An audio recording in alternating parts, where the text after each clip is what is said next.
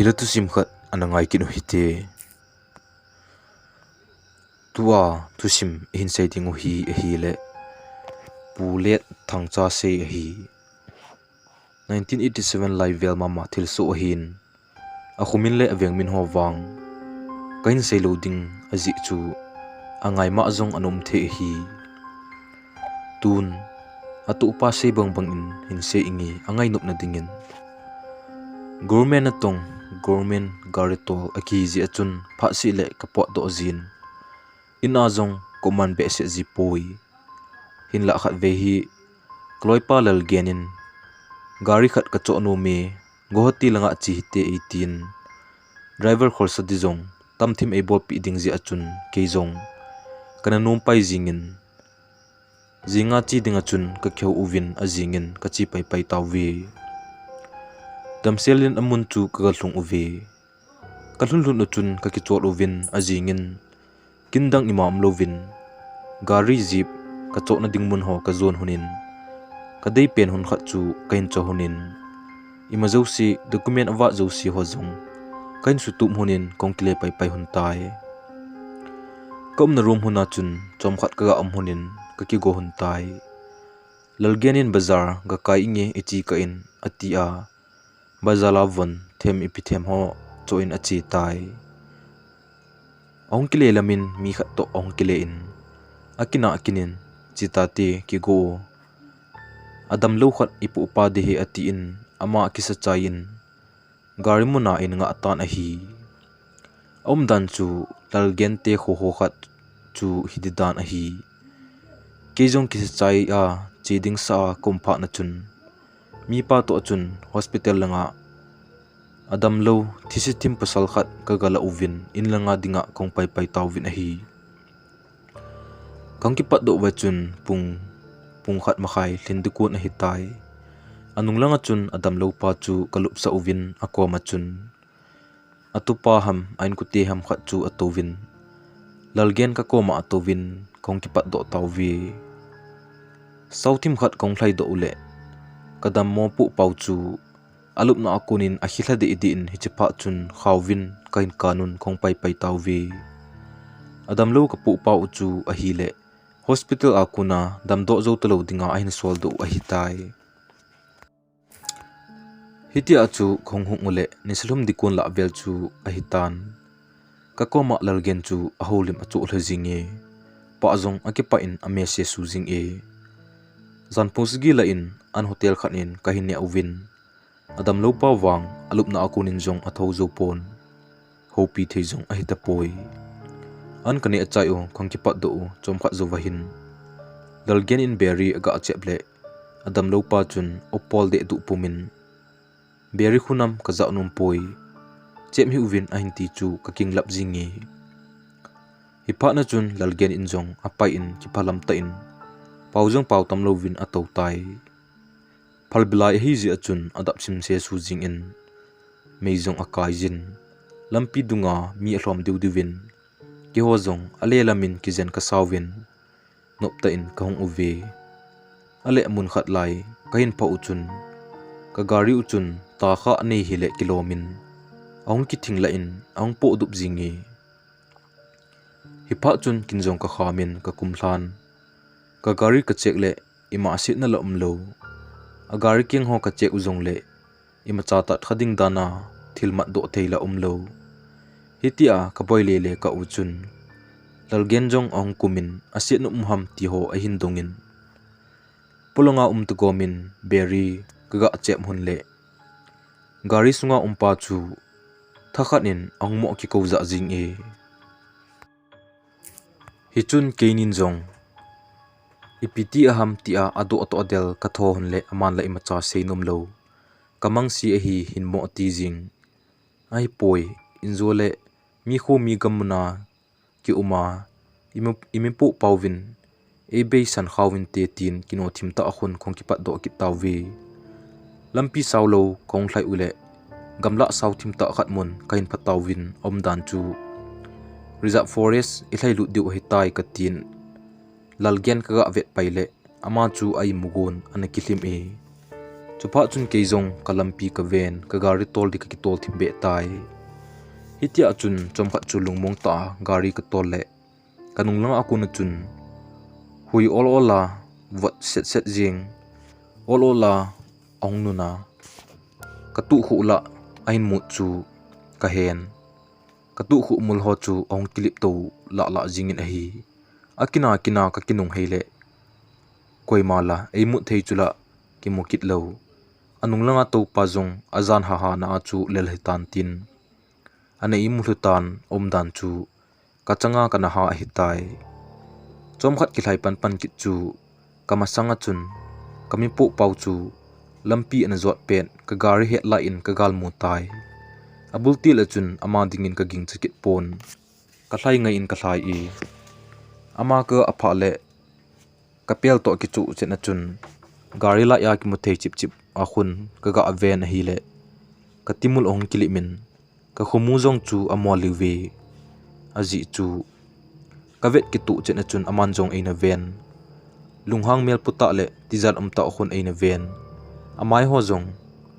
adang sin in mihing mel apupon a hi gari hat diwa ka tola gammangla ka khel diu kon achun ka tiulin ei chup thajing tai chun kinjong gari ka khamin lalgen ka phong khangin beri che mite katin cigarette kain che mun le amasa abanga chun anunga to pan henu atin no thimta akhon ong kumin keini e ko loi huni keini jong ka chi hunin a hi le adam lo pa chu ako in ima asei pui kavet hun le kadam lo po pau chu khawa ka khi pau chu ana towin ana kun hi khu e ka thumun ka ki thu win kalup sa win khong pai uvi gari chung achun damlo anjong ningap lo pauzong pau ngap chatalo pa chu phut khana chun khawi vele ki koilo loi a thu ain seijin abang le zamo gop ko mahun e ho uvin amela vet ngam hitalo amala chutipun aw azong ni le thumbang jing aw opol dan chu achai chaina achu anunga to pa jong chu kichawar hitan tin keini ki ka chun ong kyang lu ni na hi amel ivet lewang ipiham tizat khat ane hi tiwang kichi selin aki hethe e ka het thim ji achun ningkital sasan ka to sa ama e koima pawngom luwa hitia ka mule ka gari mai lang achun ahung to tai pasal katien gari ka khamin all in adamlo ka pu pau chu ka pui hla in kalup sa in khongkit tawwe ale chomkhat zo achun kamit mu ngai ta a thakhat phuna chun gari masang abone chunga chun ahung to kit ni tunwang koimacha chi a anga pui langam kom ta powi ahin la hitia achu hlai the ka hi lo ji uchun ka bol ngai in ka bolun lalgianin ato pin khat pa masang langa atowin khong tawwi tunwang athip dom tai ka tin aji chu so thim ta isu boita lo a hi lungmong ta ka tolin jingka lang pung thumla ahin phapan tan a hi thakhat punin ha penin ahung pengin a hi le ka koma teni zong aking mangdi che thluni chomkhat zo wachun te spu chu gari chunga chun ahung ki tom kinin lalgenin atu le achanga atu zo lo pha na chun ka koma pa zong chu achi in aki tho hunin atu hun chu gari jong chu aki thingla la jingin amanin jong na chang sala atu zo hunin hi atu zo hun wang achun alup sa zo hun tapon hitia atu hun lai ta achun adam lo pan akama ku na thisan ahin lu do akit le khatenin ahla hun tan hi ahla hun le adam lo pa chu gari akuna chom thagu lalgen tenin amat huna akibot pi kit hun tila kitiza ahiwanga chula alo thelo hi ji achun kain pu hamun hi lalgen le te spu in ku te pa chu thisan dimset jing hun hu ongwa dikun lamachun lalgen tenin te spu chu atu pum hana chun khatwe ha penin ahung pengin aban le ha in ahai nemin athip chetai hichipha chun lalgenin Adamlou pu pau abei tai a hin ti chu ki pa ding ham ipiti ding ham ke thei mo jen zun e hiti chun chole nangin in kain polut uvin in kalhun na chun ni hla lang hitan thi weeding a hi thei ta lo pa na chun zan to pi angai tai a hol aveng howang kain selo ding a hi tai thi ina chun nunga go hlang phabep ahung ki sukhom uvin hiti chun zan a to pi tawwe nupi upa tambe lo to chun len khom abolun kewang kalel thimjia chun inlang chi tlovin kaloi palal gente na chun kalumin ka imutai nila ani phanen ehin sukhang win bu kanen kaloi pa to chun len khom langa chomkhat pangdingin kachi pai hluni light wa dingin petromax nidang lai a ani kithang mama ho kha chu wa sit nin ani kewa uvin hi hichun keni zong aning lang khat na chun ka kitung hunin holim aza zat ka bol huni ale zan so thimlang a hin achanu khat zun thadingin tomlanga aka pot do in a hi le ha penin ahung pengin amuna chun hoilovin a hluden tai achanu hoilowa aum chu boipi dingham len khom ma zaw dingham chu ka hemo theijen zun huni hichun achanu chu michom themkhan a boipi uvin pamlanga akham khamin len khom chu ka bol to pe ekit uve ale hitia ka bol jingla ewachun chomlo ka in atupa kumkhat walbep chapang pa chu abola umbangin ongkap kit tai abulti lachun chapang ka tin a hlem un hi le aka dan le aka pe na avet na lang chu changbel lang chu avet na ahungka ji le akom avela hon thildi lo khatwang umdin aging mo tawin ahin la ima bol the nei di powi chapang chula kapli di kisajing anula khoilowa mi pila tambe lo aji chu akhu chu in tambe lo hi ji wa chu mi pi kham chabe ba hung ke khom ho chu kilinglel ta apang mai u hi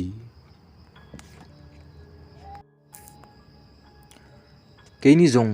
thei kham tin in sunga chun ka lut hunin hi le bol thei kanei hin lo je chun in mai lama ka chi hunin ka to hun mama chun ka to kin hun te ale mi ho hitia aboi so pha nu chun leng khom bol ding tapun in mai achun thip chenin mi them khat chu ka kitung tawwi